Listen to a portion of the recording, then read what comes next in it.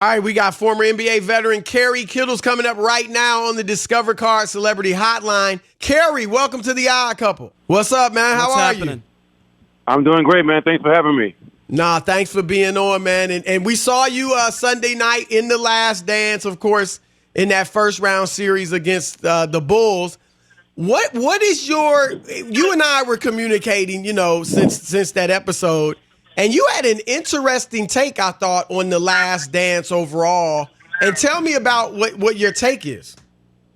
Well, yeah, my take was that I think, there's a couple different ways that they were going to go with the documentary, and they had to figure out what they were going to highlight with that team and with Michael Jordan and everything he accomplished in his career. And just from watching the series so far in these first 8 or so episodes, I thought that it doesn't really highlight the excellence of Michael Jordan. It's not really highlighting, a team that was able to repeat the way they did and dominate the NBA the way they did for such a long stretch of time. And I just thought that they kind of harped on, which is typical, right? Like most inter teams challenges, right? A lot of the off the court distractions that went on that takes place. He spoke about Michael Jordan's, his gambling stuff and how that may have played a role in some of the things that took place with the team. But I just figure from a player who's been on the court playing against Michael later in the years and against this team in the playoffs, and watching him throughout my youth and being a fan of his, is not really talking about his greatness and what he was able to do to dominate those teams the way he did and how he used his teammates in a positive way to be able to win games. And I don't know. I'm just kind of drawn back by this documentary.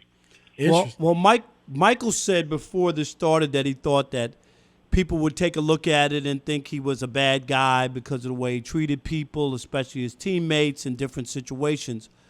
But I contended that Michael would wind up having more fans, the younger people only watched the games on YouTube but didn't have a context to it. Can you agree with that? That maybe some people have seen like how hard he had to work when he didn't win early on, and people doubted how good he could be, or if he would ever be a champion, and how he worked through that. Do you think there's a chance that maybe people after watching this whole thing could have a better appreciation for Michael Jordan and what he went through? I don't think the film highlighted as much as they could have. I think that they could have really shown how did Michael Jordan actually dominate games late in the games. That's what really separated him from all the other great players. Of course, he scored more points than everybody, right? But I think, looking back in the 90s and watching him play and playing against them, it was just like his dominance and his clutch genes, how he controlled the game, how he made those winning plays. You don't really see that highlighted as much in the film.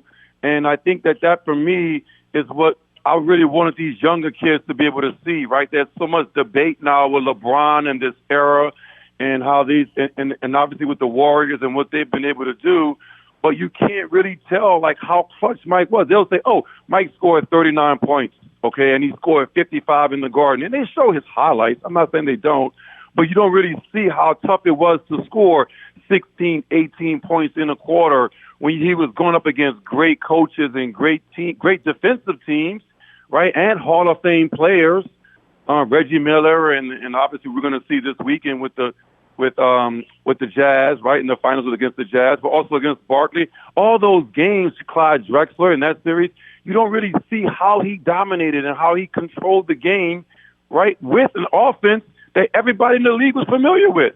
Everyone knew the triangle, right?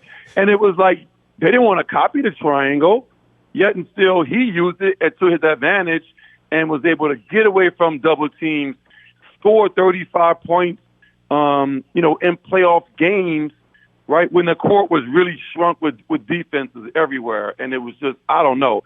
He was excellent, and you don't really see that in the film. Kerry, talk to us about, I mean, you obviously, as everybody, has a high regard for his greatness, but you faced him. I mean, you guarded him not only in the regular season, but in playoffs when he's at his best. Talk to us about the greatness of Michael Jordan. And you also faced Kobe in his prime, during that three-peat when the Lakers were. So talk to us about Jordan's greatness, first of all, and then kind of the difference or the similarities or whatever, just comparing him, facing him and facing Kobe? I mean, listen, Kobe had some of Michael Jordan's moves, no doubt. I think Kobe studied Michael's footwork, so that was a little bit similar in how they used the ground and turn and change directions, right? But Michael's greatness was just being able to, like, I don't know, he was always a step or two ahead. You could never figure him out. Like, he was always 2 steps ahead of every player. And, like, I was able to, like, watch Kendall Gill, who was a 7-8-year pro coming into the league when I came in, and he had faced Michael for a while, and like his admiration and respect, and Kendall was a tough defender, and just watching what Jordan was doing to him, I was like, oh my God, this guy. I mean, you can't really put into words how he created space that wasn't there, how he got you off balance, and just how he would score going to the rim. And he's like, I'm playing against him. He's 35 years old, and I'm 22. And I'm like, how's he going by me? It's not supposed to happen. And, I mean, he was just an excellent scorer. How he used his teammates. I mean, I think BJ summed it up great. And, BJ was like, everybody out there was on the court with Michael trying to play basketball. And he was just, like, learning how to, like, win the game. It was a different game he was playing. Now, Kobe was just a lot more reckless, right? He wasn't as efficient as Michael. He took a lot more shots. But he was deadly. He was coming at you every single play. It was like, I'm like, Kobe, are you ever going to pass the ball? He's just like, nope. He's like, nope. Well, you mentioned teammates and the Michael Jordan, and you get a glimpse of Mike and teammates. And is it harder or is it easier to take abuse from a guy or the leader of the team when he's that good? Or do you just kind of, or could you resent it during that time, or do you appreciate it after the fact when a guy like Michael Jordan is on your case and trying to get the best out of you and maybe not treating you well as a teammate? How tough is that to be able to understand what he's trying to do without it affecting your play? Yeah, I would imagine, right, that if you're in the locker room with Michael Jordan's personality every day and he's watching your moments of when you're not giving your all and how much he's giving of himself, he's going to be on you. It's probably tough. I mean, listen, it's no different than when you have a coach that's on you all the time and he's breathing. I had that experience in high school. He was crazy because he wants you to get the max out of yourself. But I think you can't really appreciate having a teammate like that or having a coach like that until you're, no longer with that person. Then you can look back and, like, say to yourself, like, wow, like, that person pushed me the hardest I'll ever get pushed. And then you can really appreciate their greatness. And then, obviously, as a teammate, right, like, watching him go out and every night display those talents and that effort every night on both ends of the court, like, he dominated on defense. He was an amazing defender. It was like he was an amazing defender, and which I think they're really not speaking enough about as well in the film. Kerry, I feel like that style of leadership only works if you're winning. Like if you're good enough to lead the teams to championships, which obviously Michael Jordan was, then everybody's going to buy in because you're enjoying the benefits too. But if you got a guy on your team leading like that, and you're not winning, you might not make the playoffs. Maybe you make the playoffs, but you go out early. I think then that's when you really get a lot of pushback, and it kind of can destroy the team. Is that fair to say? Do you agree with that, or is that? That's definitely fair. Yeah, I mean, you don't want a guy in your face every day, like barking at you or telling you you're not giving enough effort, and you're losing games. Losing really draws you down as a group. And I'm sure Michael knew that, and that's why you see, he had an extra gear that he could go to be able to help them overcome those moments when they didn't really have it as a unit. But man, I mean, I just know from playing against him, he was incredible. I mean, you can't put into words how good he was. I mean, wow, he was absolutely incredible, and it's kind of disappointing that the film doesn't really highlight that aspect of his greatness. They're only really touching on it. And the team overall. Oh, how about Phil Jackson and the triangle offense? Like that to me, and being able to use those talents, right? And think about this. Michael Jordan and his 6 championships, I don't know, whatever. He won 3 with Dennis Rodman.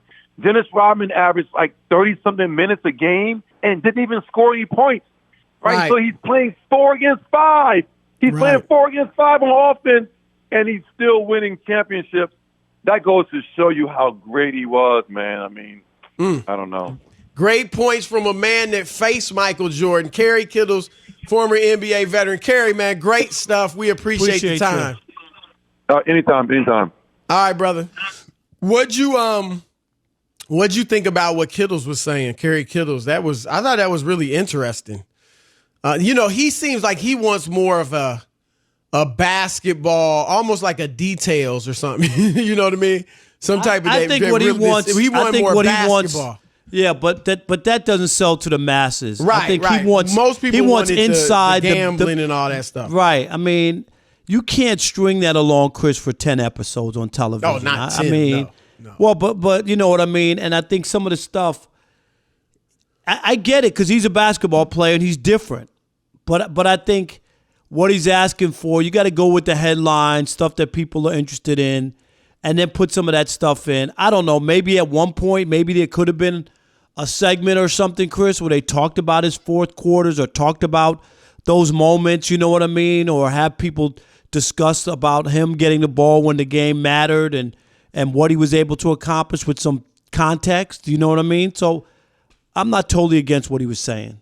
Yeah, it's interesting because I mean, if Kerry hadn't said it, I would never have thought that his greatness isn't coming forth. Like I kind of feel like you do that people, especially the younger people, are getting to see just how great he was. And what he had to go through. Yeah. Because I think that's another, when you talk about a journey, sometimes, you just don't realize what the journey was. I don't know how you could watch the videotape of him getting, knocked around by the Pistons and the Knicks and not think of what this guy. There were no superstar calls there. You know what I mean? No, not at all. He got hit. Not at all. But it was interesting hearing the admiration. I mean, he clearly, we didn't even have to ask him. No, there was no ask. Right. I mean, he was clearly like, look, this dude's on another level. And he faced him later, during the second three-peat. And so, right. And he was saying that he was quite young. as athletic. Yeah. Right. And so that was, I just thought that was a good take. I tell you what, I do feel like, how do you feel about the teammate thing? I think guys will put up with that if you're winning. But if you're not winning, and we saw it with Jordan himself when he went to Washington, I think his leadership style was exactly the same. They hated him. And it was just like, hey, we're not winning no more. So we all loved you growing up, but we can't stand you now. Right. And you better.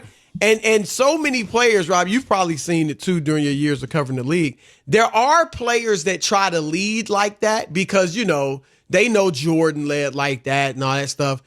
And they may be really good players, but not good enough to lead you to championships, and it can destroy the team. Right. Leadership is one of those things. You have to survey the room. You can't treat everybody the same.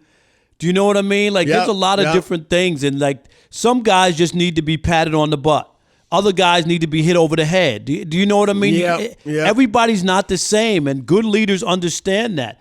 That's why Michael Jordan could have thrown a fit. Rodman ain't leaving no team, and no way, no how am I allowing that for a guy to leave the team during the season, right? He could have been that way, told Phil Jackson nope. But he understood that he's a different character. And if he had to get the best out of it, that's what, because I don't think he would tolerate that from any other player. No, and that's a great point because that shows he understood the difference and he knew kind of who he could go after. Barkley said he was selective. I don't think it was out of fear because remember when Rodman didn't show up to practice on time, Jordan was at his apartment like, come on, dude, let's go. But it was interesting. Couple, keep it locked.